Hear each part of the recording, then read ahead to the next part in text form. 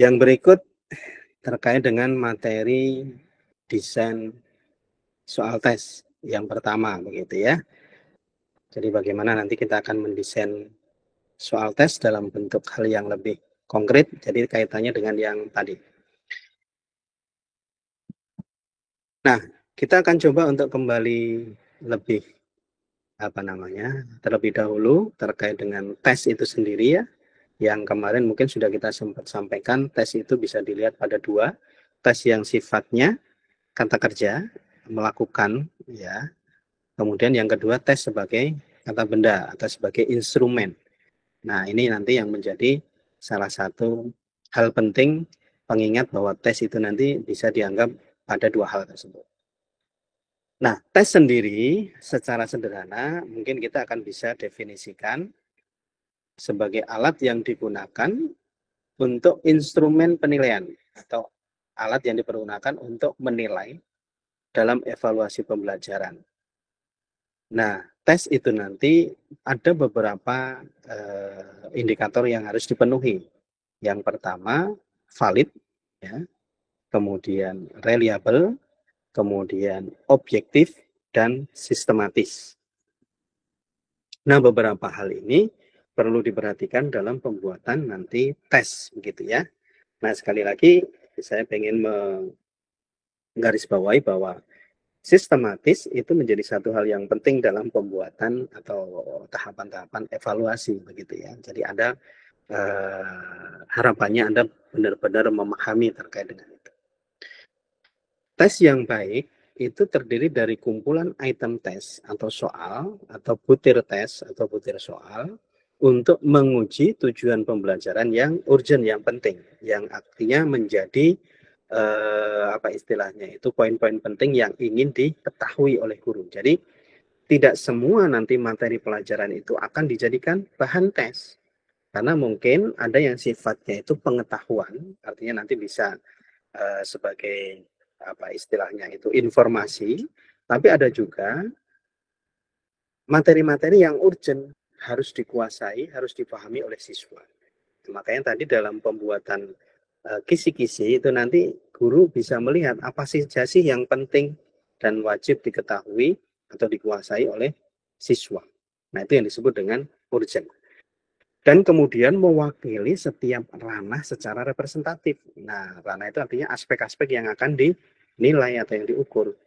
Contoh misalnya terkait dengan kognitif, afektif, atau psikomotor. Itu nanti tergantung dari poin-poin penting yang menjadi target dari tujuan pembelajaran itu.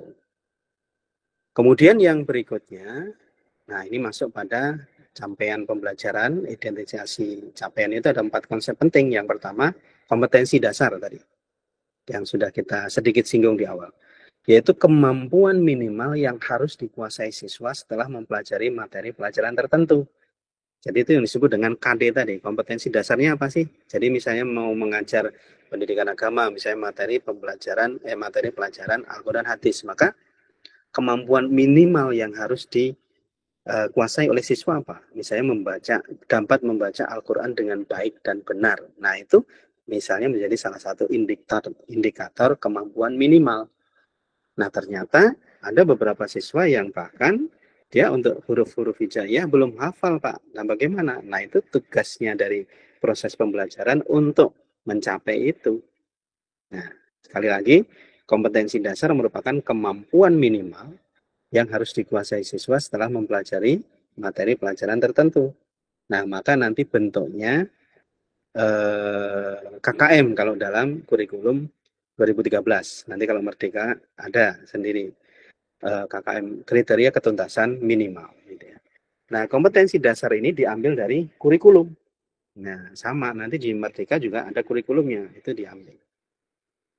Nah, kurikulum itu nanti ada kurikulum yang sifatnya nasional, ada kurikulum yang sifatnya itu daerah. Artinya ada beberapa kurikulum kalau di tingkat daerah yang nanti akan ditambahkan. Jadi misalnya kurikulum-kurikulum yang tidak dipergunakan di daerah lain. Misalnya contoh kalau di Jogja itu kita menggunakan tambahan kurikulum daerah yaitu belajar bahasa Jawa. Nah itu menjadi salah satu kurikulum lokal atau kurikulum tambahan yang nanti diberikan di masing-masing daerah. Di tempat yang lain misalnya juga nanti akan diajarkan itu. Sumatera, Kalimantan, Sulawesi dan sebagainya, bisa jadi nanti kurikulum daerahnya berbeda kan begitu. Nah, kompetensi dasar ini dijadikan patokan untuk capaian kelulusan. Artinya kalau dia nanti mencapai kemampuan minimal, maka dia dianggap lulus. Tadi misalnya indikator KKM-nya 75 kita tentukan. Jadi kalau misalnya siswa mengerjakan soal, kemudian mendapatkan hasil minimal 75, maka dia dianggap lulus. Kalau tidak dapat 75 gimana Pak? Nah itu fungsi dari evaluasi. Akan dilihat bagaimana siswa yang tidak mendapatkan nilai KKM, kemudian nanti akan diberikan rekomendasi. Nah, misalnya remedi atau ujian ulang. Atau sebelum remedi mungkin diajarkan kembali materinya supaya siswa bisa memahami lebih baik begitu. Nah, kemudian yang berikutnya materi. Materi itu artinya apa? Isi yang akan kita pergunakan dalam pembuatan soal. Materi itu nanti merupakan bahan ajar yang harus dikuasai siswa berdasarkan kompetensi yang diukur. Ya, jadi kalau misalnya tadi kompetensinya terkait dengan kognitif, ya maka materi-materi itu akan sifatnya kognitif ya. Pengetahuan, pemahaman, implementasi dan sebagainya sesuai dengan kemarin taksonominya Bloom itu seperti apa.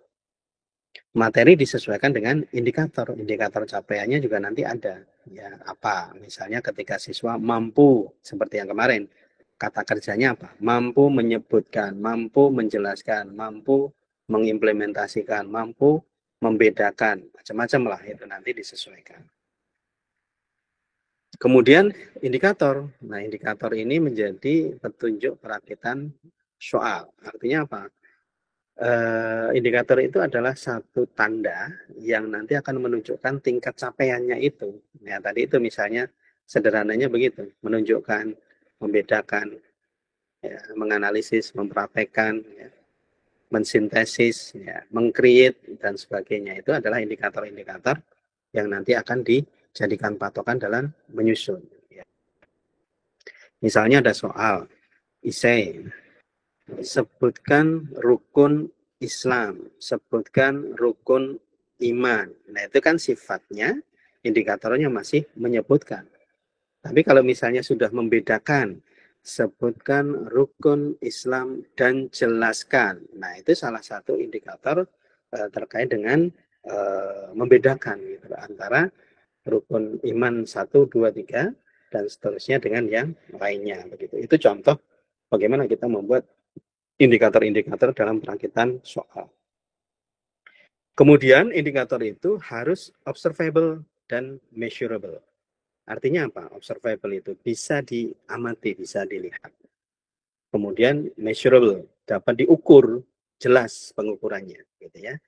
Jadi kalau misalnya dua syarat ini nanti terpenuhi, maka indikator-indikator tersebut akan bisa menjadi patokan. Gitu. Tadi itu misalnya, siswa mampu dilihat bagaimana dia menyebutkan. Siswa mampu apa istilahnya diukur terkait dengan kemampuannya. Nah, itu berarti observable dan measurable. Nah, kemudian yang berikutnya tabel spesifikasi. Nah, ini sedikit menambahkan saja seperti yang tadi dalam penyusunan kisi-kisi atau yang disebut dengan blueprint. Tabel spesifikasi itu nanti suatu format berupa metrik apa istilahnya itu tabel yang memuat pedoman penyusunan soal. Nah, nanti apa saja yang mau disusun di situ ditulis. Tabel spesifikasi memudahkan pengembang tes menurunkan objek kompetensi menjadi indikator. Jadi artinya dengan tabel itu kita akan melihat, misalnya apa namanya kompetensi kognitif, kemudian afektif, kemudian psikomotor. Bentuknya apa indikatornya? Ya kalau kognitif mampu mengerjakan betul. Kalau afektif mempunyai motivasi yang tinggi, mempunyai kedisiplinan yang tinggi misalnya gitu. Kemudian yang apa namanya psikomotor misalnya mampu mempraktekkan. Contoh misalnya ketika dalam mata pelajaran fikih misalnya siswa diminta untuk mempraktekkan tata cara sholat atau tata cara wudhu misalnya. Nah itu nanti sifatnya psikomotor, praktek begitu. Kemudian pengembangan indikator. Nah, dalam pengembangan indikator itu nanti dilihat atau mempertimbangkan beberapa hal. Yang pertama, tuntutan kompetensi yang dilihat dari kata kerja yang digunakan. Nah, tadi itu kata kerja apa yang digunakan. Karena setiap kata kerja itu nanti menunjukkan kemampuan atau tingkatan kognitif yang berbeda. Seperti yang kemarin kita buatkan tabel itu ya, kognitif Bloom itu. Jadi apakah dia nanti sifatnya masih pengetahuan, apakah dia sifatnya memahami, apa dia sifatnya aplikasi, kemudian sudah sampai ke mensintesis, sampai meng-create dan sebagainya. Nah, nanti perlu dilihat kata kerja yang digunakan apa. Jadi kalau masih menyebutkan, maka dia sifatnya lot, masih sederhana. Tapi kalau sudah nanti bagaimana kita mensintesiskan, ya, menggabungkan antara beberapa teori, itu nanti sudah berbeda. Kemudian yang kedua, karakter testing. Karakter testing itu adalah orang yang dites, materi yang dites. Jadi karakter siswanya itu apa gitu. Itu nanti akan dilihat. Materi yang dites juga perlu diperhatikan. Kemudian lingkungan yang dites juga sama. Artinya lingkungan itu salah satu yang bisa menjadi tolak ukur itu adalah pelaksanaan tes biasanya dilakukan pada saat yang anak-anak itu atau siswa masih mempunyai tingkat konsentrasi yang tinggi, daya berpikir yang apa istilahnya tinggi. Nah, itu waktu-waktunya kapan? Di pagi hari. Gitu kan. Makanya tes itu biasanya dilaksanakan di pagi hari. Apakah tidak boleh dilakukan di siang hari? Boleh, tetapi itu nanti kondisinya sudah berbeda. Bisa jadi lingkungan sudah semakin riuh, lingkungan sudah semakin ramai. Kemudian yang kedua, siswa bisa jadi sudah lelah, sudah letih, sehingga daya berpikirnya itu menjadi lebih apa namanya itu tidak tinggi begitu ya. Artinya siswa tersebut punya daya konsentrasi yang sudah menurun, sehingga berkenaan dengan pemikirannya juga menurun begitu ya. Kemudian yang ketiga, potensi testing, artinya nanti apa saja yang akan dilihat karakternya. Kemudian masyarakat lingkungan testing, nah ini terkait dengan hasilnya nanti. Itu akan dilihat juga gitu ya. Artinya kemampuan siswa dari sisi kognitif, afektif, psikomotor, maka nanti sesuai nggak dengan yang diinginkan oleh masyarakat, khususnya dalam ini adalah orang tua misalnya begitu ya. Misalnya materi pelajaran Al-Quran, hadis. Salah satu indikatornya adalah mampu membaca Al-Quran dan baik dan benar tadi. Maka harapannya adalah anak ketika sekolah di situ, dia bisa membaca Al-Quran baik dan benar. Oh ternyata bisa melakukan. Nah gitu. Oh ternyata belum.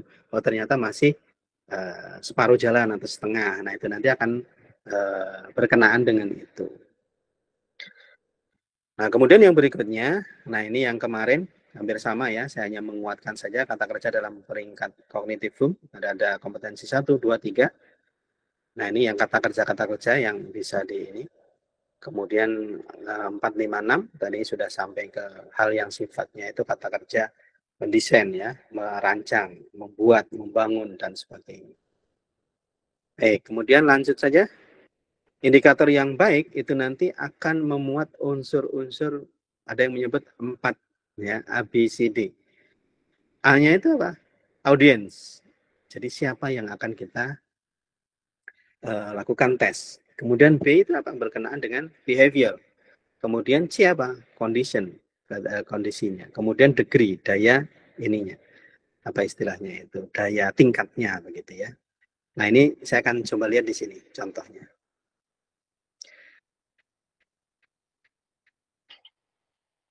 Nah, misalnya ada contoh begini. Disajikan ayat-ayat Al-Quran, siswa mampu menentukan hukum bacaan iqlab dengan benar. Misalnya ini dalam materi membaca Al-Quran gitu ya. Maka di sini tadi rumusnya yang tadi C, di sini C tadi apa? Condition. Nah, disajikan ayat ini kan kondisi. C-nya di sini. Siswa mampu. Nah, maka dilihat di sini. A, audien. Siapa audiennya? Siswa. Kemudian menentukan hukum bacaan iqlab. Nah, di sini kita bisa lihat B, behavior, perilakunya, tingkatannya. sikapnya apa? Oh, bisa menentukan tadi bacaannya yang ikhlas seperti apa. Dengan tepat, D itu ada degree, daya kemampuannya. Jadi kalau misalnya dia menjawab dengan tepat, maka sesuai. Oh, ternyata belum tepat, Pak, maka dia di bawahnya itu. Nah, ini contoh bagaimana membuat indikator terkait dengan soal-soal yang berkenaan dengan tadi membaca Al-Quran. Jadi di sini misalnya apa namanya tadi itu audience, kemudian behavior, kemudian condition, kemudian degree. Ini memuat. Maka soal ini indikatornya layak. Artinya apa? Soalnya akan bisa difahami oleh siswa. Kemudian juga ada indikator terkait dengan apa yang mesti dijawab. Kemudian juga nanti hasilnya terlihat, standarnya ada, gitu ya. Nah, ini contohnya. Kemudian di sini juga kita bisa melihat dari sisi nanti pembagian. Nah, ini buat sederhana terkait dengan pembobotannya. Misalnya nomor 1, 2, 3, 4, 5. Kemudian materinya. Nah, misalnya nanti kita ada yang materi pertama terkait dengan pengetahuan tajwid. Ya. Nanti berapa bobotnya? Misalnya 15. Kemudian makhrajul hurufnya, ya, cara membacanya. Seperti apa? Nanti dia bobotnya 20. Kemudian misalnya kita mengambil beberapa tingkatan cara membaca. Misalnya hukum iklab, ikfa, idgham, dan sebagainya. Maka di sini ada standar bobotnya. Apakah ini harus seperti ini, Pak? Tidak, nanti tergantung guru, tergantung kita. Mau membuat pembobotannya seperti apa, jumlahnya berapa juga terserah. Sesuai dengan tujuan tes tadi, target yang diinginkan. Makanya di sini saya hanya kasih contoh 5. Ya, 5 hal terkait dengan materi yang akan kita tanyakan oleh siswa. Kan begitu. Jadi kalau misalnya ini ada 5 materi, saya mau buat soal berapa? 10 misalnya. Maka di sini nanti bisa 2, 2, 2, 2, 2. Artinya nanti 15 ini bobotnya itu dibagi 2. Jadi kalau misalnya siswa ternyata hanya bisa menjawab 1, maka dia dapat 7,5. Oh, dia menjawab 2, maka dia mendapatkan 15. Makhrajul huruf juga sama. Kalau misalnya kita buat 2 soal, ternyata dia mendapatkan yang benar 1, maka dia hanya 10. Begitu pula seterusnya. Gitu ya. Nah, ini contoh bagaimana nanti kita membuat indikator, kemudian menerapkan dalam materi yang akan dibuat instrumennya, buat soalnya, kemudian kita melakukan pembobotan atau pembuatan apa istilahnya itu nilai yang ada di situ. Baik, ini materi yang kedua, saya buat simpel-simpel dulu, meskipun sebenarnya itu kan banyak sekali, tapi supaya mempermudah kita buat seperti itu. Silahkan, kalau ada yang mau mengomentari atau bertanya, atau mungkin menambahkan yang sudah mungkin membaca dari hal-hal atau buku-buku yang lain. Silahkan.